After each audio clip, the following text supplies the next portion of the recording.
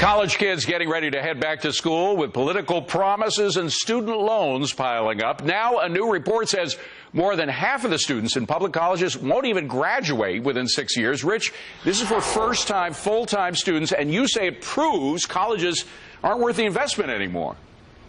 Well, there are so many cheaper ways of getting a degree. I went to a junior college. It cut my four-year expenses in half, literally.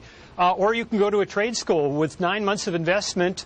You can become a welder who earns almost as much money as a lawyer who needs 7 years of schooling today. And Bruce, as a father who is sometimes has to shell out more than 60 grand a year for colleges, I go for any alternative. Yeah, there are more. I think colleges are slowly getting it and being a little bit more accountable. Some are going to 2- and 3-year degrees. I haven't seen it, Bruce. I'm just telling you, as a father of a college kid, I haven't seen it, but go ahead.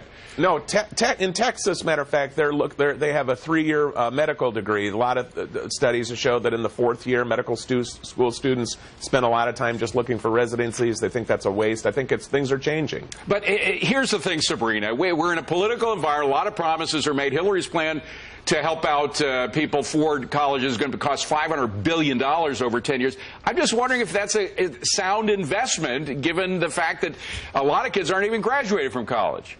No, and of course what she's proposing will only make things worse. It's only since government has gotten into the business of subsidizing college that tuition costs have gone sky high and that the diploma has become inflated. Yeah. The one big thing that we ought to be talking about is sort of stopping the war against for-profit colleges, which actually give kids a lot of those skills and the flexibility to go to school when they need to. Now, Steve Forbes is a very rich man, but he's a Scot. And anybody who knows the Scottish people know that they're cheap. You had 5 daughters put through college. How did you do it? And what do you think of this new thing that's come out that a lot of people don't even graduate? Well, it's a national scandal, David, and Sabrina's absolutely right about this war on for-profits. When their graduation rates, comparing apples to apples, are often better than the non-profit public colleges.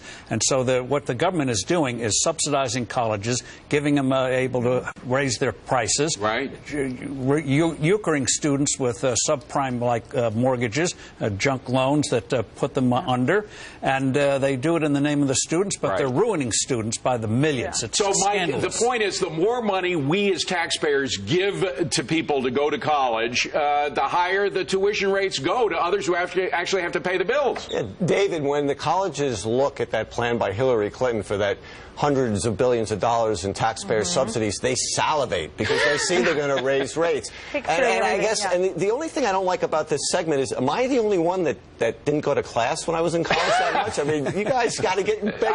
I guess you're right. John, we only have 20 seconds, but we should point out 1/3 of the world's billionaires never graduated from college. So even billionaires don't graduate. Well, that's the point. College has always been vastly overrated as a place to learn any skill, and the idea that any trade school or any college can teach us about the future is laughable. It always has been. Last point from John Tamny.